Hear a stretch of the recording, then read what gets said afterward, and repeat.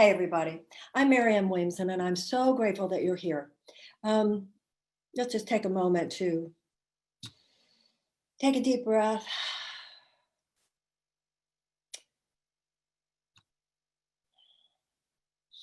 I don't need to tell anybody here that we are living in turbulent times. And I'm going to talk a little metaphysics with you here about how we position ourselves, not just in the external world, but within ourselves in such a way that we can have the greatest impact moving forward.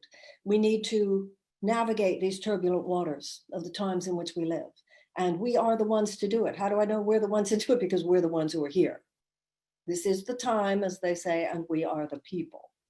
Now, if you look at the human body can take a lot of assault and injury and still survive because of the immune system. And the psyche can also take a lot of assault and injury, heartbreak, anxiety, and still survive because there's a psychological and emotional immune system. But what I want to talk to you about tonight is the fact that in society as well, in civilization, there's an immune system of sorts. And what do I mean by that? Well, when times are rough, people get going, people awaken. And I think that that's indisputably true about the times in which we live. And I think it's true of each of us on this call, or we wouldn't be on this call. There's a sense that something is wrong, and there's a sense that we must make it right. And the universe works kind of like a GPS. When there's a problem, when the road has taken us to a place where obviously we don't want to be, just like in a GPS, you took a wrong turn, immediately, automatically, it recalculates and provides a different path. Life does that. Took a wrong turn. Clearly, human civilization took a wrong turn. Clearly, America has taken a wrong turn. But the way the universe operates, there is a new path. There is another way. There is another possibility. But that other possibility is downloaded into the consciousness of individuals. We are the immune cells, as it were. Now, the world as we know it is a product of who we have been. The world as we want it to be will be a product of our becoming who we want to be. If we want the world to be different, we will have to be different because we ourselves will have to download, as it were, the ideas, the possibilities that will enable us to move collectively in a different direction. Now, some of you might work in the arts, some of you might work in business, some of you might work in therapy or coaching, some of you might be in the healing arts, some of you might be in medicine, some of you might be in politics, but all of us are citizens, and everything we do, whether it has to do with our relationships, whether it has to do with marriages, whether it has to do with love affairs, whether it has to do with friendships, parenting, how we are with our parents, everything that we do is infused with the consciousness with which we do it. Everything we do is imprinted by our own personhood. And who among us is not broken? Ernest Hemingway's famous line, about how everyone's broken, but some grow stronger in the broken places. Who among us doesn't want to grow stronger in the broken places right now? And in order for the human race to move forward, it can't just be some people transforming. All people, to the best of our ability, need to rise up now and need to step up. And I think no matter what our ethnicity, no matter what our culture, no matter what our sex or sexuality, all of us in honor of the space that we inhabit, our job, as it were, is to rise to the highest level of manifestation. Now, every acorn is already programmed to become an oak tree. And every embryo is already programmed to become a baby. Every bud is already programmed to become a blossom, and we are programmed as well. Now, remember, well, many of you wouldn't remember, many of you are too young to remember, but in the 1970s, there was what was called the human potential movement. And it was all about the fact that humanity has so much more potential than we have tended to manifest. In the Course in Miracles, it says that the people in the world who have achieved the most have achieved a fraction of what all of us are capable of. So we're going to do a weekend where that weekend is dedicated. We're calling it Women's Wisdom in Times of Crisis. And the whole weekend is dedicated to who we as women, what are the roadblocks to our rising up to our highest potential? Now, most of us, everyone I know, and I could say this about myself, I'm not my fullest potential. I always say I'm not, I'm no enlightened master yet, but I sure as heck am better than I used to be. And that's where most of us are. Most of us, it's important that we give ourselves credit for the ways in which we have grown. But if the world urgently is in need of healing, and I think we all would agree, the world is urgently in need of healing now. That means that's the same thing as saying we are all urgently in need of becoming who we're capable of being, and as quickly as possible. So on this weekend, which is November 20th and 21st, and I love the concept in the Course in Miracles that an idea grows stronger when it's shared. There's something about the fact that we're going to all be doing this work together, even though it's on Zoom, still our minds are connected in this. And we're going to be in every area of our lives looking at, okay, let's say me at full potential is a 10. And I can look, I've seen this in my own life. Okay, here's me in relationships. Here's me as a mother. Here's me with work. Here's me with money. Here's me with politics. Here's me with relationships. Here's me with health. Okay, Marianne, what are you? You're 5, you're 6, you're 7. And what I've learned in my life is that at a certain point, you got to take a deep look at those digits that are the gap, the space between where you are now and where you could be. Now, modern psychotherapy has been very concerned with figuring out why you're broken, figuring out why you're a certain way. And I did enough therapy in my life that I understand that paradigm. But I also have come to realize a more spiritual perspective, which is it doesn't really matter why you are the way you are. It doesn't matter where you got it. It's your stuff now. And at a certain point, analyzing it is not as important as giving it up. Analyzing is not as important as identifying it. Looking yourself in the mirror and saying, every time you think that, because all thought creates form on some level, every time you think that, you're creating the tendency that you're going to act in a way or put off energy in a way that will undermine your efforts and will sabotage you. So beware, the Course in Miracles has a line, beware the danger of an unrecognized belief. Where is it in those areas where you go into old think? And you might think it's no big deal. You know how it's like sometimes somebody will say, really shouldn't say that about that person. Oh, it's no big deal. She'll never hear. No. Once you really understand the power of consciousness, you understand that every single thing you say impacts your own subconscious. And on some invisible level, all minds are joined. Everybody knows everything. People can feel what you're thinking, not on a conscious level.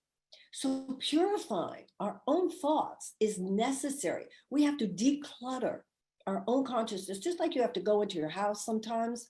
You realize that when your room is cluttered, when your house is cluttered, you can't think clearly. You just got to get rid of some of that stuff. And our heads are cluttered. And if we are going to, sometimes I feel like we're like racehorses and we're standing in front of a gate and we're so ready to go. And we must rise up now. We've got to be, if we want to counter the obvious devolutionary trends in our society, the only way to counter, people keep saying, how are we going to dismantle all the hate? You can't. What you can do, and what will work, is if we provide a genuine alternative trajectory, which is much more compelling, but we have to create that together. And so right now we're like, we all want to. You wouldn't be on this call if you didn't want to, but it's like, there's a fence and it's locked and we just so want to unlock that fence. And that's what this weekend is going to be about. And unlocking that fence will mean that we are willing to take a look. The Course in Miracles says, you don't bring the light to the darkness, you bring the darkness to the light. Like I said, it doesn't matter if I'm that way because of mommy. It doesn't matter if I'm that way because of daddy. What matters is that I see, what is it you do? Every time that situation happens in your life, where do you go? What's your tendency? And, I've learned in my own life, especially from the experiences of my last year, I thought of myself as a pretty empowered woman. And I saw ways in which I crumpled. I saw ways in which I went into scared girl mode. I saw ways in which I had beliefs or fears or emotions that held me back in a way I thought, wow, the men I know wouldn't go there. And I saw the projections onto me as a woman. And I saw projections onto me as a woman, not just from men, but also from women. And I realized, wow, some of our thought forms in all of us about women and about if you really spread your wings, are you a little less attractive? Or if you really spread your wings, is there some suspicion towards you? You know, we never fully routed out of human consciousness the projection onto powerful women, that there's something dangerous about us. You know, centuries ago, they burned women at the stake. She's a witch, she's a witch, she's a witch, she's a witch. And who were the witches? Women who were not under men's control, women who represented a lot of intuitive knowledge in the healing arts, midwives, herbalists. The witches were actually called wise women. That's what witch meant, wise women. And hundreds of thousands of these women were burned at the stake. Well, fortunately, we stopped burning women at the stake, but we have not yet routed out of human consciousness a projection onto the powerful woman. You know, it's like slavery. A stroke of a presidential signature or an amendment to the Constitution could abolish one form of slavery, but it could not abolish of itself, it could not abolish racism.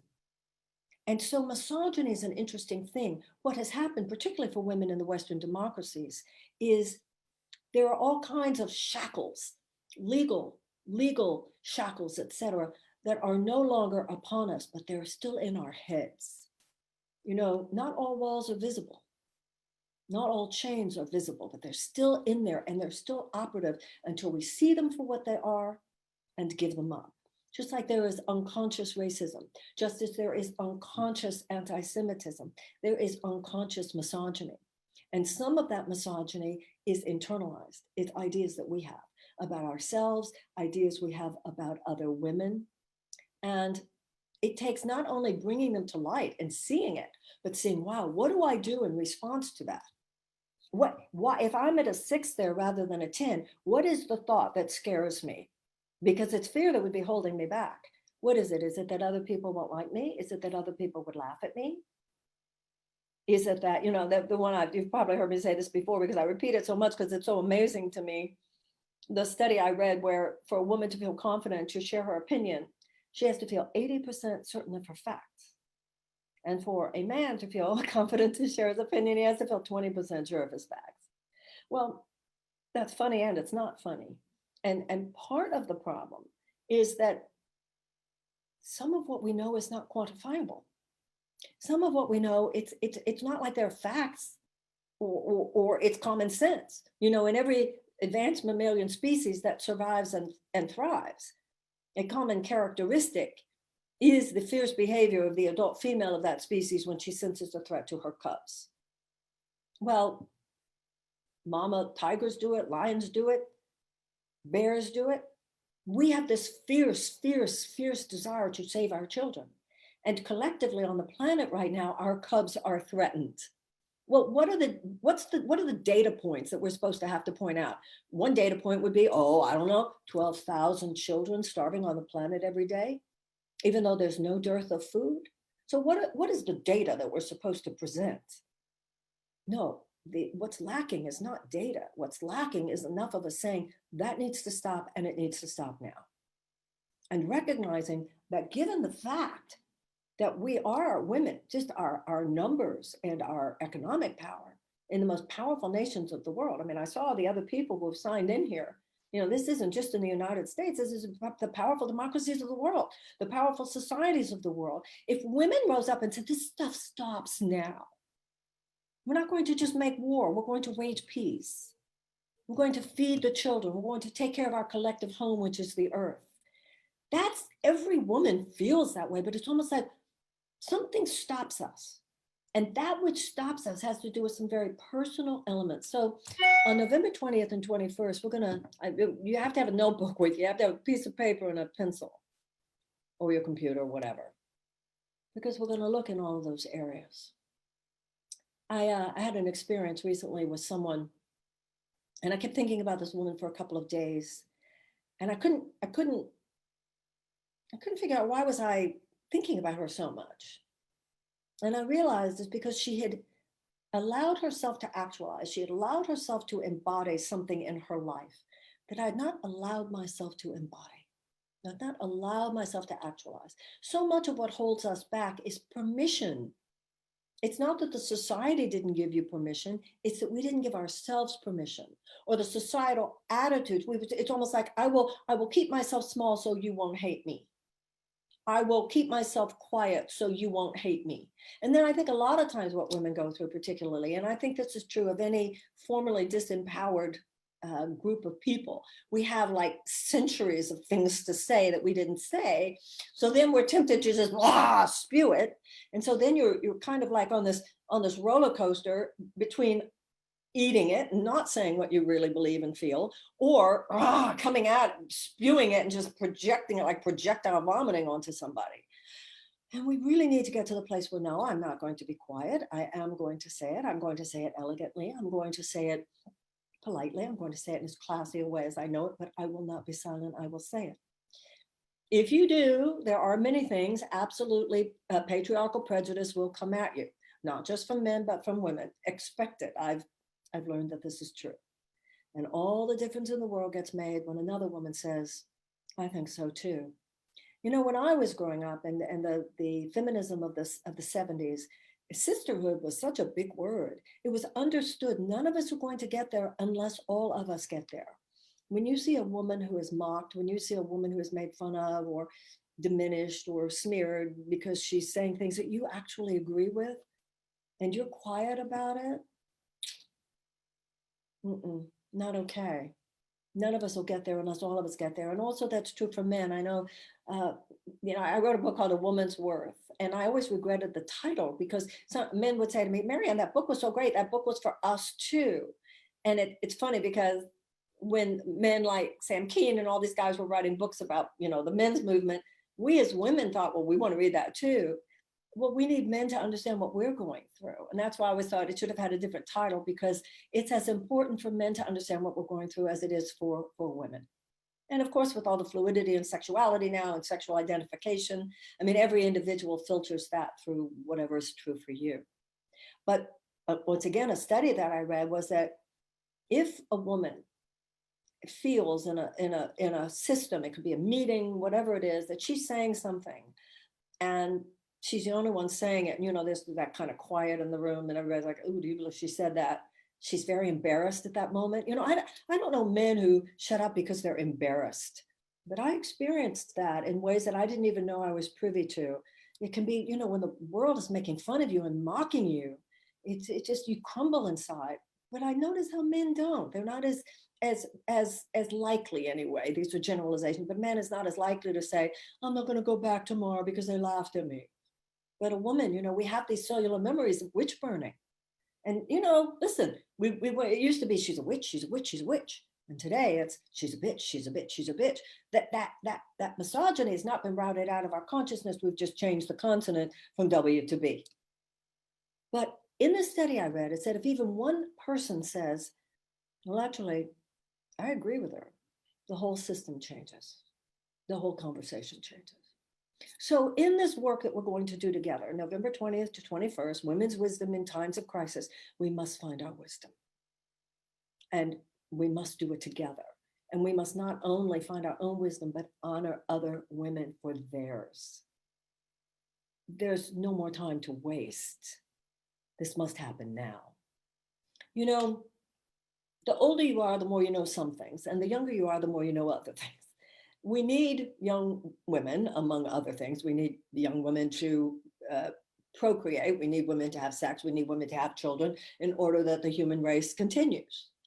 But if we don't produce more wisdom, if we don't give birth to more of a wisdom culture, then it doesn't matter how many children we have, they're all going to be at risk of the various forms of peril, climate change, nuclear, biochemical, etc.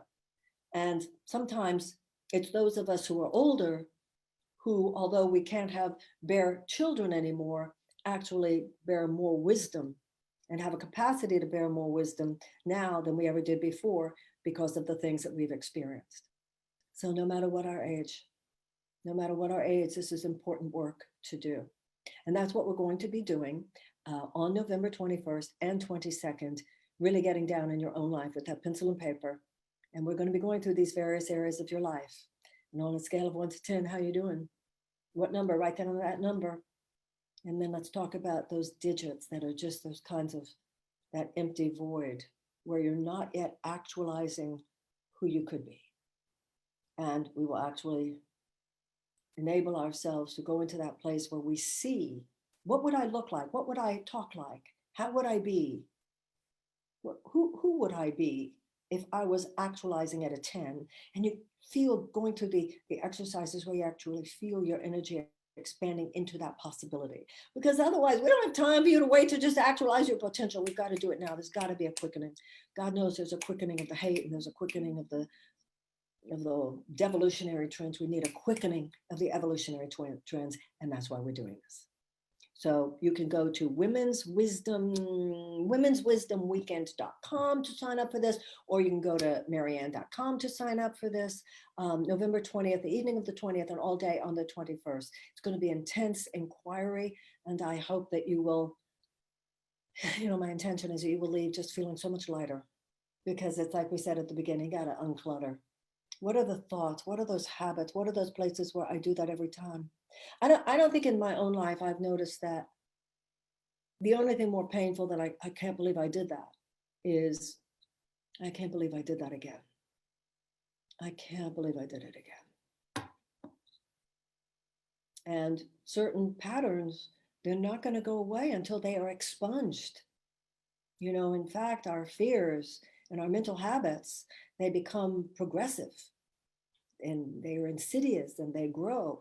You've got to break the chain. And you break the chain by bringing the darkness to light, and you go, this is what I do. When I was younger, I had a situation in my life where somebody criticized me a certain way. And I thought, well, that's just not true. That's just not true about me. And then somebody else in some completely different situation, in some completely different part of the country, said the same thing. And I went, well, I don't think that's true. And then somebody else said it in some completely other situation. And then finally I was like, okay, I have something to look at. And I realized that I had not looked at it before because I was afraid. Because I was afraid that if I looked at it, I would hate myself so much that I would be overwhelmed with self-hatred. And what I found was the opposite. I actually was overwhelmed by compassion for myself that I hadn't had before, because I thought, wow, you would have had to have been really hurt to develop that kind of a defense mechanism. The Course in Miracles also says, you're afraid that if people saw the real you, they would recoil in horror. But really, if they saw the real you, they would be blinded by the light. And you probably know that quote from my book, Return to Love. It's our darkness. It's our light that most frightens us, not our darkness. I really saw that in my in my political campaign. That I saw that. So the world needs us. The world needs all of us.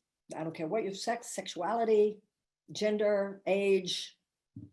We're all needed. And if you were here, it's because you want to step up. You want to rise. There's that phrase I often use in AA, sick and tired of being sick and tired. I know in those places where I was a 4 or a 5 or a 6, I wanted to be a 10.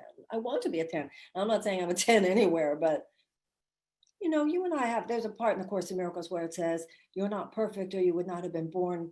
No, yes, you're not perfect or you would not have been born, but it is your mission to become perfect here. We can make it. We can make it to 8 to 9 to 10. We can get there. We have to get there. And when you look at other times, look at the women's suffragettes, look at the abolitionists, look at the generation that fought World War II, look at the generation, the civil rights movement. Rough times sometimes create brilliant people. Well, these times are rough, and it's time for us to be brilliant. Now, something exciting about that weekend is that I have some brilliant colleagues, girlfriends of mine, who are some of the best in the transformational field, who coach women, who work up close and personal with women, changing their lives. And they have offered, because the money from this seminar is going to help me pay off the campaign debt that I still have. So this particular seminar is dedicated to that. And that's what that money is for. So my girlfriends wanted to help me do this, which I'm profoundly grateful for, talking about sisterhood. And Marcy Scheimoff, Reverend Deborah Johnson, Ariel Ford, Claire Zamet, Lynn Twist.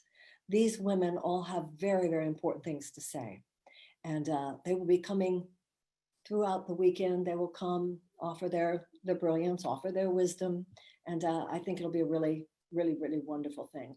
And one of those women is here with us tonight, a woman who I have known for several years, someone that I'm honored to call colleague, thrilled and delighted to call friend. She is someone who I have gone to at certain times in my life. You know, you can't priest yourself. So pretty much every woman who's going to be there is someone who I at various times have called and said, will you help me with this or with that?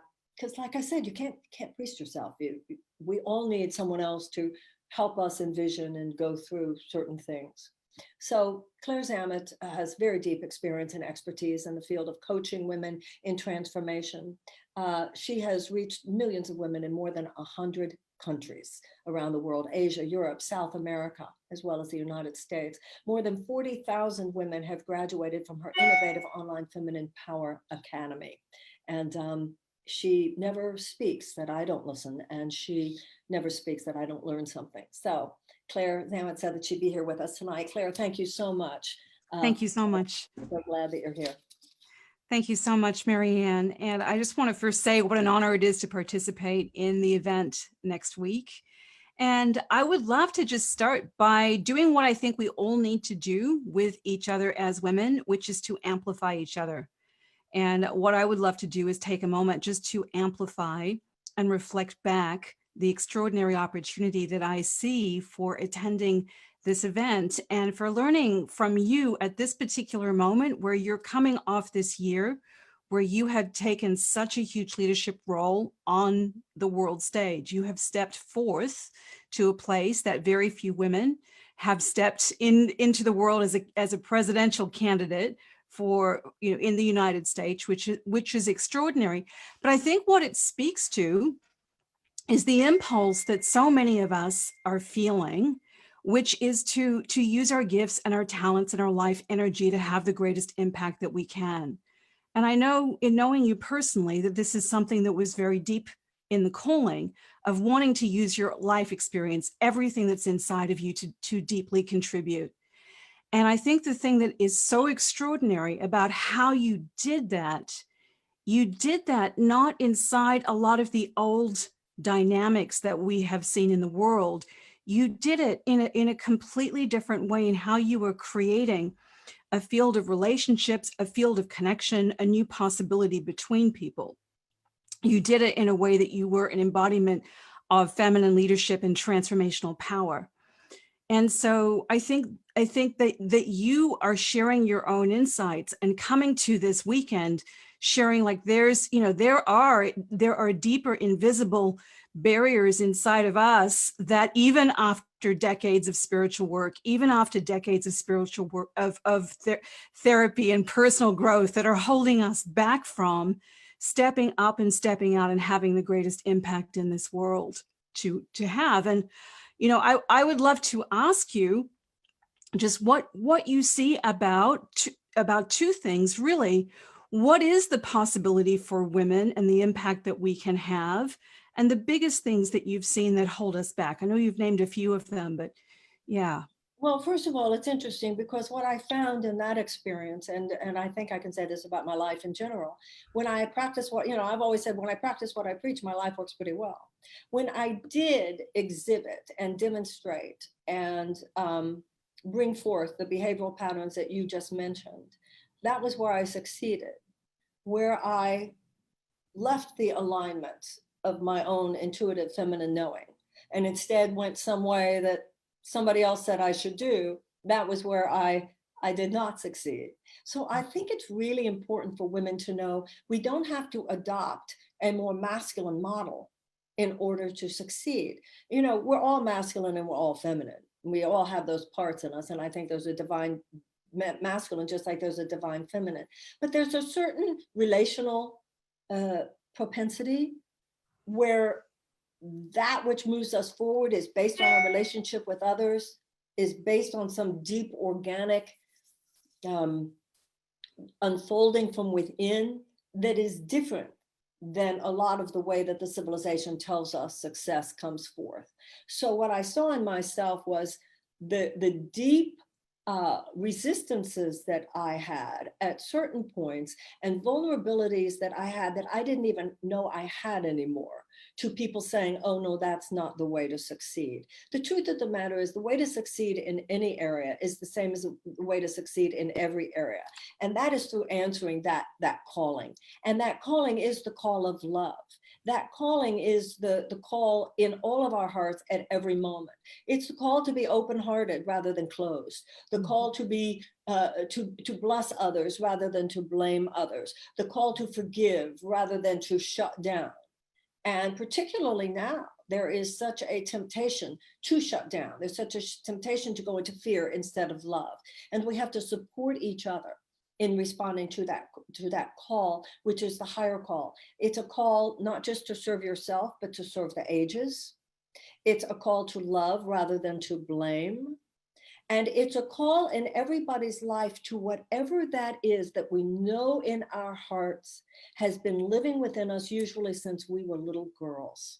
You know, just like the cells in the body, one cell is assigned to the pancreas, and one cell is assigned to the lungs, and one cell is assigned to the heart, and one cell is assigned to the bones. All of us are assigned. Some of us are assigned to business. Some of us are assigned to the arts. Some of us are assigned to sciences. We're assigned to relationships. And to honor that calling and to not give in to the voice that says, you're too old, you're too young, you could never, they won't let you. And then to go into all of the victim games, into all of the subtle anger games that keep us from moving forward. That's the stuff that we want to clear out. What we want to do is to simplify. We are all here as instruments of love. We are all here to participate in a co-creative effort to recreate human civilization. Nobody's job is any more important than anyone else's. Everybody's special, but nobody's special. And the people who've achieved the most on the planet have achieved a fraction of what all of us are capable of. That there is absolutely nothing that is impossible within the space of our holiness or our wholeness. That even though as human personalities we are broken, there is some place within us which is unbroken. And through prayer, through meditation, through spiritual practice, through forgiveness, we find that unbroken place. It is a void out of which all things come. And that's what I've learned. And when I practice that and when I've done that, I've seen how breakthroughs happen. And when something has tempted me to move away from that and go more into the thinking of the world, that's when breakdown has happened. And that's what I think, the sad thing is when you see all this after the fact. You know, I mean, it's so clear in retrospect, but to be able to do the work now so that going forward, we do it from an unbroken place. Well, and I think that is so much of our experience, that we feel our strength, and when we feel these inner constraints holding us back. And I think what's changed is the stakes are now higher than they have ever been in our lifetime, right? So we're at a point where this sense or feeling that most of us who are here on this call, I would say all of us probably all here on this call, have had a knowing and a feeling our entire lives that we were born for a purpose. We've had a knowing and a feeling that we are here to make a positive contribution, to make a difference. And we're discovering through the events of the past years, we were right about that. Right? I've been saying for so long, if you have a deep feeling and a deep suspicion you're wasting your life, it's because you are. Right? We were right about that. Yeah. Right? Yeah. And then okay, all right, but I'm still this imperfect work in progress, and I still have these things that I'm working on, and it's time. It's time to make a shift. Carolyn Mace, I think, is the one who came up with that expression, woundology. We've Mhm. become too enamored of our pathologies, too enamored. We talk about our neuroses so much. We talk about our weaknesses so much. I think we need to stand on our strengths more. Somebody gave me some quote recently, and I can't remember the exact, but it was some great athletes or something. And he was going to a practice session, and somebody said, "Are you going to go work on your weaknesses?" He said, "No, I'm going to work on my strengths." That it's time for us to own, and that's part of it too. We are, as women, afraid to say, yeah, I know what I'm talking about. And that goes back to what I said before, because I just know it. Well, what's your data or whatever? Sometimes the data that's most necessary to bring humanity forward is data of the heart. You want me to bring you data why children should not starve? You want me to bring you more data why we should not destroy the planet? I can do that. Not that hard. But that's not what I'm standing on. I'm standing on that this is inhuman, that we're not moving in a direction of sustainability and survivability for the human race. And for women to say that without apology. It's not like we don't know the knowing in our hearts. It's that we're ashamed to say it. We're ashamed to proclaim it. We're ashamed that they'll laugh at us. We're ashamed that nobody will agree with us. And then even Well, if they do agree with us, then that even scares us anymore because we're more afraid of that spotlight. That's what we need to, just like right when people go to AA, you go to meetings and, I'm, and I have this problem, and you feel that you have a support group around where you're wounded, and that's important. But we also need to feel like we have a support group around that place where we're doing fine and we're getting better every day. It's just a shift in how we see ourselves. well, absolutely. And, you know, what I hear you saying is exactly what I've seen from all of my work and research, that the pathway by which we can manifest the highest possibilities of who we are is a pathway of growth. It's a pathway of raising our expectations.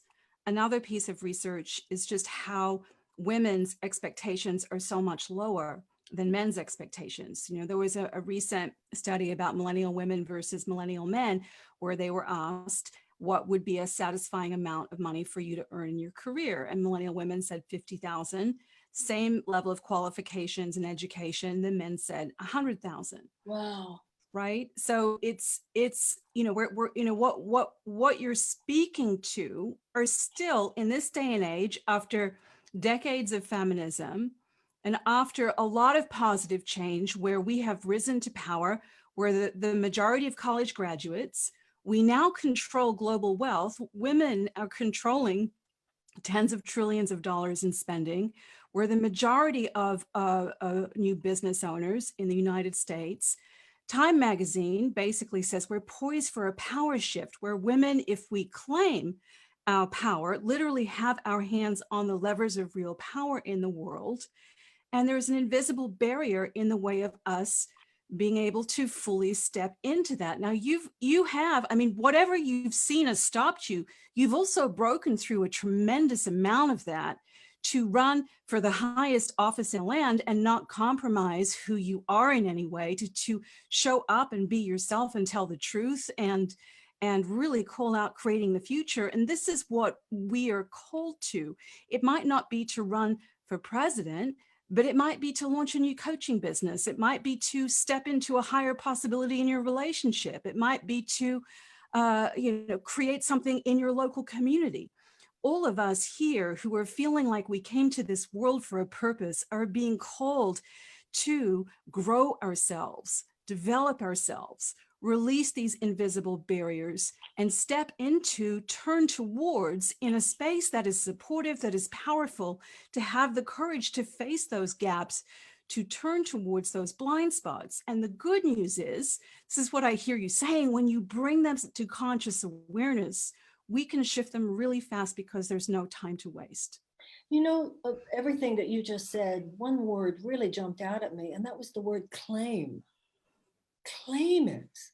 And often that's where we need our friends to say, yes, claim it.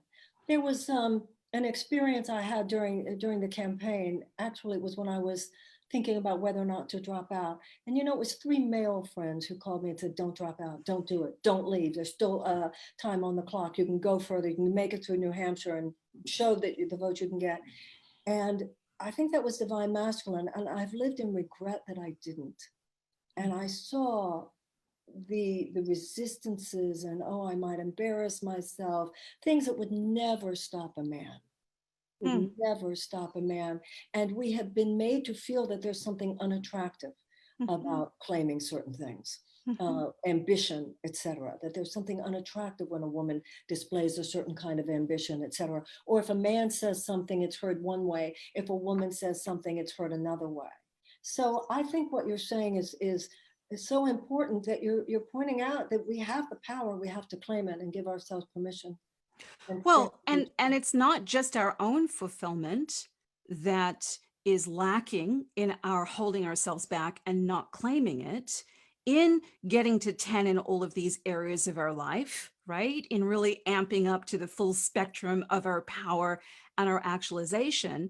What happens? We have a basis from which to serve, from which to contribute, from which to lift everybody else up around us. So you've said this so beautifully in your work, and influenced a generation of us to see about our light is what scares us. But there's a deeper dimension for us to really see and take on in this moment, that it's time to release, that we can step forward, up and out. Playing small is costing us the future of the world. Yes. And I want to repeat that. I want to make sure everybody hears that our playing small is costing us the future of the world. When we do not share our gifts fully, we're actually withholding from the world what we were born to give to it. So when you don't give yourself permission to be all that you can be, you're failing to step into the space that you need to step into in order that all of us together can form this tapestry of new possibility. And that's what we need to clear out. That's where we need to just see, this is a thought I go into, I need to chuck it. And if you're looking at it from a spiritual place, you literally ask God to take it away from you. And one of the places that I've seen in my own life these kinds of transformations occur is that I will find myself in the presence of a woman who is unbroken in a place where I have been broken. And I've seen, oh, that's how you do it. She doesn't get reactive when that happens like I do. And sometimes it's a man that comes into your life that you can see it like, oh, when that happens in my life, I go into controlling, I go into needy, I go into weak, I go into procrastination, I go into victimization, I go into excuses, I go into diminishing myself. Wow, I'm watching him or her, and that same situation occurred, and they're not doing any of that. That's what it looks like. And there's a saying, you can act yourself into a new way of thinking more easily than you can think yourself into a new way of acting. You actually fake it till you make it. And it's like putting on a suit of clothes you've never worn before. And then the next time the situation comes, I would see that, Marianne, you actually don't have to get reactive here. You actually don't have to say anything. You can actually breathe through this moment. And wow, I've been doing it the other way for so many years. I didn't, and I was trying to figure out why I was that way. The issue was not to figure out why I was that way. It was to see that you're that way, and you don't have to be that way anymore. And you grow into new behavioral patterns, and that's what starts filling that gap between the 6 and the 10. Well, I'm excited that this is what we're coming together to create, the space to shift, to transform. And I think so much can happen in even this short time. We're going to expand time. I know. Now, can I invite you to share what's going to happen and how it's going to work at the event? And well, how it's going to work is a lot of it is going to be what I already said, which is we're going to go through these different areas of your life, and we're going to actually have you write. I'm going to have you write it down in that area. You know, what's the number? What are you? Are you a 6? Are you a 7? Are you an 8? And I want to talk about. First of all, we'll do the exercise where you will envision yourself at a 10 in places where now you might be a 7, let's say, and you can feel it in your body. And then you actually see all the various ways that you identify. You know, it's all there. We talk all the time. You know, everybody says, well, the answers are inside you. The answers are inside us, but we are not used to mining the answers. We're not used to doing the inquiry. And this is also where it's helpful to do it in something like a seminar with a coach or something, because it's kind of harder to do it by ourselves. But you'll write it down. Like if look at how you were. You were a 10 in your vision. Well, do you dress that way? Do you act that way? Do you move that way? Do you live that way? How do you, and you know, it's all there if you're willing to look at it. But it's like I said before, there were certain things I wouldn't look at because I was scared to look at. And you don't have to be scared. You don't have to be scared. And I'll tell you why. In those places where we quote unquote do it wrong, it's not where we're bad, it's where we're wounded. And like I said before, when I saw something about myself and I realized I had to have been really hurt to act that way. I had been really, there was a certain area of life where like I would put my dukes up. And that would be because I was bringing what the Course in Miracles would call shadow figures from the past. This guy wasn't my father, but I sure was treating him like he was or whatever. Don't take that literally about my father because there's nothing there. But I as long as I did that energetically, I was impenetrable. You know, a man wants to penetrate a woman more than just physically. He wants to penetrate her emotionally, wants to penetrate her psychologically. And I had become impenetrable emotionally and psychologically, like that. And as long as I did that, I would not be able to have the life that I wanted. Well, once you see it, you know, what did Opie say? Once you know more, do better, you know better, you do better. And then what would happen is not like automatically your life just gets better. But what does start to happen is that the circumstances where you are tempted to do it the old way will occur. They're like programmed to occur. And this time you might not yet be prepared to do it differently, but you will know you're doing it wrong. You know, you'll know, you'll watch yourself while you're doing it wrong, and you just don't know how to do it right. And sometimes what happens there is what I said before, where somebody will come into your life and you'll notice. I mean, they would have been there anyway, but because you've started this inquiry, you'll notice and you go, wow, I just saw that man say that thing to that woman, and she just smiled at him. She didn't say something that was a barrier. I was like, whoa. And I've also seen in my friendships, Claire, that, and I'm sure you've seen this too, it's not like when you have friends, one person's an enlightened master and one's not. It's not like that at all. All of us are broken in different areas and healed in different areas. And that's what friendships are about. You might have it more together in one area. I might have it more together in another area. Usually that has to do with our childhood experience. And you can start to actually take the steps to do life differently. And that's what's happening on the planet now. We have an opportunity, which is the only survivable option, to do human civilization differently. And we must do human civilization differently. But we're not going to do human civilization differently until humans start being human differently. And that's where we begin. And we begin with our own circumstances. And in this particular seminar, it does have to do with us as women, because that's who we are. And because that is a particular wound, the wounds of misogyny and temptation to play small, to hide, to go into whatever games that we go into. And then also for the men who are with us to know that these are some of the ways you can understand us more deeply, understand not only the women in your life, your daughters, all the people that you love.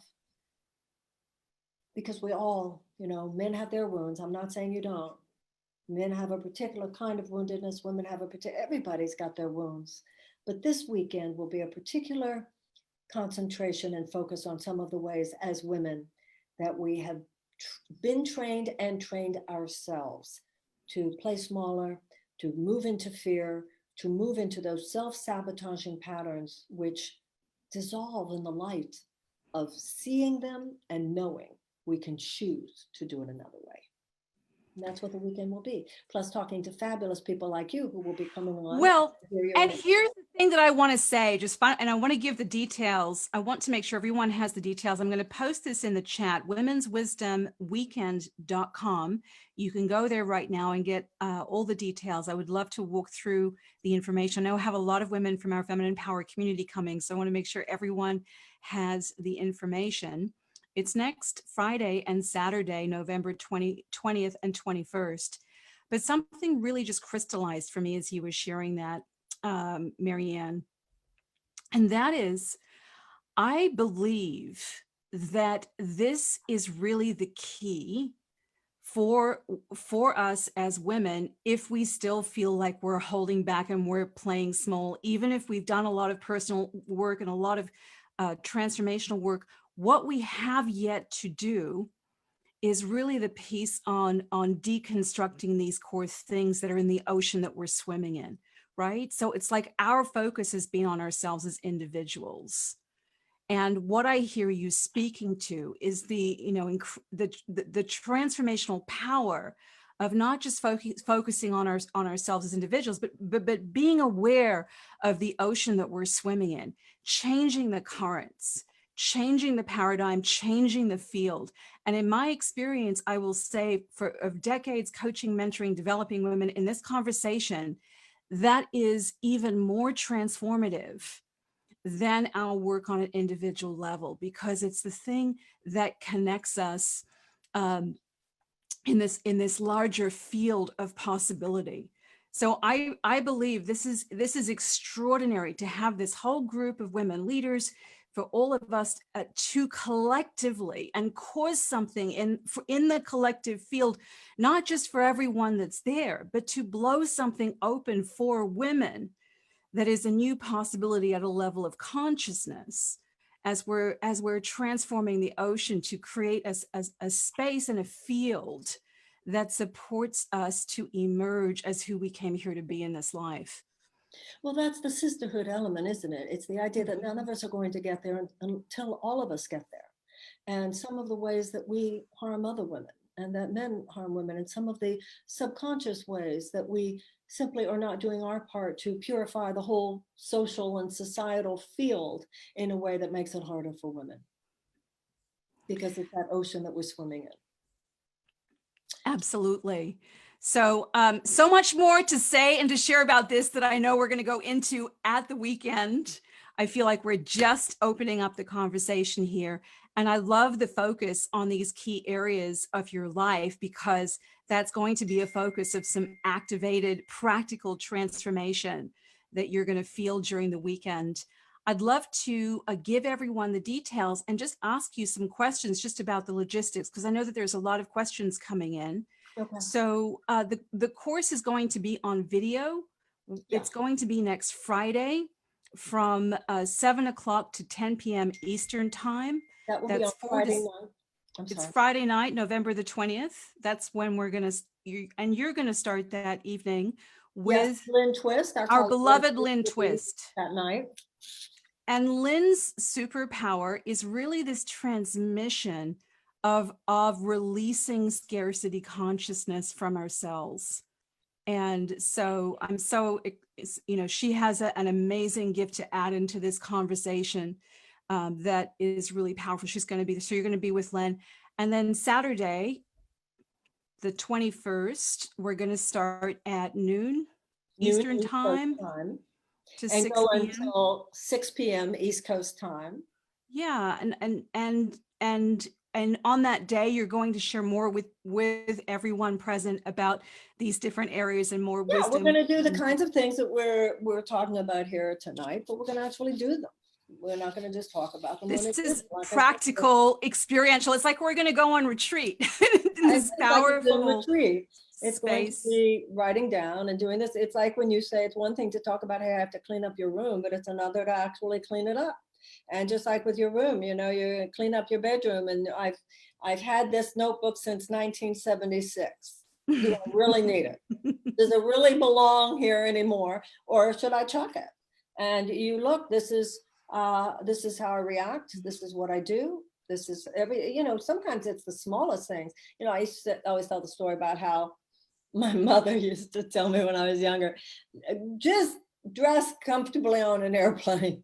Just dress comfortably on an airplane. And years later, I said to a girlfriend, you know, I know women who meet really great guys on airplanes. I never meet anybody on an airplane. And she said, have you ever looked at the way you dress on an airplane? I thought it was so funny. It was like this, I just had this on an airplane, make sure you slump, you know. So just these little unconscious things that we do. That's kind of a funny, superficial example. But when it comes to the energy we put out, the things we say, the responses that become habitual. And none of this, oh, that's just how I am, because there is no such thing. That might be how you are, but it doesn't mean it's how you have to be tomorrow. And if you're not going to be any different, don't expect your life to change. That's really the thing. If you're gonna act the way you've been acting, then you're gonna have the life that you've been having, and maybe your life is perfect. But also, as Claire has said, and I couldn't agree more, it's not just about you either. It's about the whole culture. It's about the whole civilization. We have to, given what's happening in this country. I mean, we're either going down or we're going up. I mean, these were revolutionary times. It's either going to be in the direction of something increasingly painful and divisive, or it's going to be something increasingly in the direction of something extraordinary and enlightened and positive. And one of the reasons, this is what Claire was saying, one of the reasons that we want to clean up our own personal stuff is so that we are free to contribute to the world the way we want. That's really the biggest high, that you go to sleep at night thinking, I gave my gifts in such a way that life is better for somebody today. That's what we want to do. You know, when I was younger, I never understood, you know, I used to read Buddhism when I was younger and would read about how it really mattered whether you died happy. And I remember I used to say, well, I'm not sure. Why does it matter if you die happy? But I understand now that you die knowing I did what I came to do. That's it. Well, that's what this is all in service to, but you know, really doing it in a real way. So I know you're going to be sharing your best, grounding this in practical wisdom and a space to go through that process of transformation. I know that I and Marcy and Ariel and Deborah will be sharing our best tools and energetic support that's focused on that practical transformation as well. That well, we're going to be doing Saturday. Yeah. The thing about you and Deborah and Ariel and Marcy and Lynn is that all of you have your particular corners where I think of you as masters in that area. Let's say Ariel talking about relationships, Lynn talking about money. All of you have those places where you have specific techniques, specific insights, specific understanding, and that will be flowing and weaving through the seminar so that it's not just so much Marianne that it gets boring, because enough is enough is enough. But your Marianne energy is going to be there the whole time, because we need that.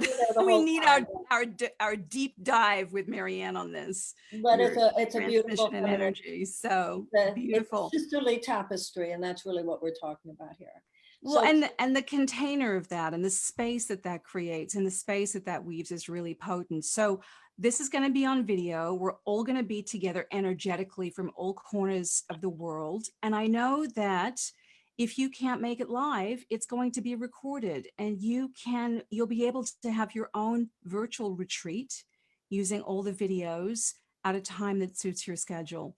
I want to encourage everybody who can't make the time live, knowing that we're energetically going to be holding a space for you in our circle, and you'll be able to be connected to and feel the energy of the event. And a couple of other things I want to point out is that there will be breaks during the day so that there's time to integrate and to journal. I believe a schedule will be sent out, and it's for US citizens. The proceeds are going to be used to pay off the remaining campaign debt. So I know that Mary, if you're here in the circle, it's because Marianne has contributed so much to your life over the years. Let's explain that so that everybody understands. It's illegal for people who are non-American citizens to contribute to American political campaigns. And because this is specifically to pay off this campaign debt, people who are not American citizens, it's illegal for you to contribute to that. I just want you to understand that that's why you can't contribute, as much as I'm very grateful for any desire that you might have to help. This is the financial aspect of it is for American citizens. And for those of you who are not interested in taking the seminar, but might say, I'm going to throw in $25 and help her pay off that campaign debt, that would be nice too. I was just about to say, if you're here on this call, I know it's because Marianne has contributed tremendously to your life, and I think it's an opportunity to express.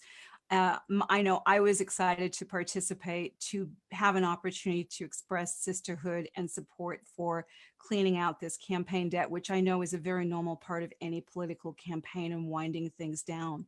So I'm grateful to be part of an opportunity to create a space for that too. So just going through any final points I think here. everybody gets it. I think if everybody Yeah, goes to that's it. Women's Wisdom, womenswisdomweekend.com. yeah, So, Marianne, the final thing I would love to end with is just coming back to this point about it's not just our own fulfillment at stake, that our actualization is literally our gifts, our talents, all of those things are real. And I know that the things that you're sharing and that you will be sharing at this event, there are things that you've been cultivating for decades, in addition to this last year, that you so deeply embody in who you are. And I want you to know, and I want everyone to know how real this is. If you hadn't taken a weekend to do your own self-inquiry, if you hadn't taken time in your life to shift and transform and step into becoming that possibility, I would never have been able to see it reading A Woman's Worth when I was 19 years old and go, wait a minute, that's a whole new possibility for who I can become that's opened up. And I would say everything that I've gone on to do in my life and my career, empowering women, was opened up through that possibility of you, like it starting with taking a weekend or many weekends of self-inquiry, of really being able to step up and out. And it matters. And I know every woman on this call has a possibility inside of her that can lift others up and can change the world.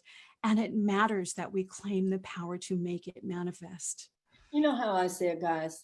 Sometimes I'll know, well, I really should clean my room. I keep going back to this image, but sometimes I'll call a girlfriend and I'll say, will you kind of babysit me while I do that? Will you go through this with me? Because there's a lot of resistance, it's resistance to going through the clutter, because the clutter holds memories, and the clutter is an out picturing of some of the stuff inside ourselves. So let me be your girlfriend that weekend. Let me be the girlfriend who just goes through, is that what you do there? Can we look at it? Forgive ourselves for it? Say, I get why I was that way. I didn't know any better. Mommy didn't model it differently. Daddy didn't model it differently. I didn't get the kind of acceptance when I was young, or I got broken right there when I didn't have the degree and I thought I wasn't good enough, or somebody said what they said to me there, or I made that mistake there. And in that moment, I froze. And you just go through it. And I'll just be your coach. And I'll just say, we can give that one up now. We can hand that to the God of our understanding. Just put it aside and to really imagine ourselves. What do I look like? How do I feel to be different? And that's what the weekend's going to be. It's just one after another, all those various areas of our lives. And then these wonderful friends and colleagues of mine who will be coming through, giving a 10 or 15 minute sharing here or there, and the wisdom and the insight that they know. That's what it's going to be. And I hope we will be taking questions live. Wendy wants you to know that we will be taking questions live. And that's it. And I want to thank you so much, Claire, for coming on tonight and being willing to be part of this. And I can't tell you what it means to me that you and Marcy and Ariel and Lynn and Deborah are joining me that weekend. And I think the display, the feminine tapestry, is particularly beautiful. Thank you. Thank you. I Thank you. think I speak for all of us saying it's an honor. So thank you so much. Can't wait to see you there. Thank you so much. And to all of you who've been with us tonight, I'm glad that you've had this, given this time. I'm honored that you've given me this time so that I could speak into your listening. Nobody needs to be told right now. We must recreate our civilization. And as dark and painful and chaotic as these times can be, that's how much light and beauty and power lies within us. And it is ready to be burst forth. And I look forward to the opportunity to give whatever insights, whatever I might have picked up over the years of my own professional and personal life, that might give me something to say, something to suggest that would help you in opening your life further. I know it'll help me in opening mine as well. I genuinely look forward to it. And until then, I wish you the very, very best. I hope that your days ahead, in spite of all the craziness around us, are days of peace and tranquility and love. And I promise when we get together next weekend, we will blow a hole in the wall of all that chaos out there, and we will together create more peace and love. Thank you so much. All my best.